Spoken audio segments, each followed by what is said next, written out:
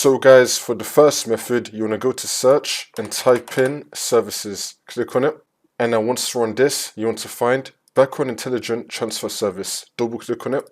You want to make the startup type automatic and then click on start, which will now make the service status running. And then click on OK.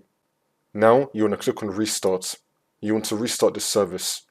Next, we're going to click on W on our keyboard.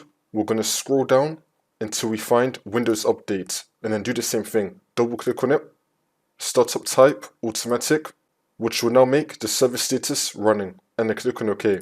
If that's still not working, then for the second method, you want to go to search and type in CMD. Now you want to run it as administrator, and then click on yes.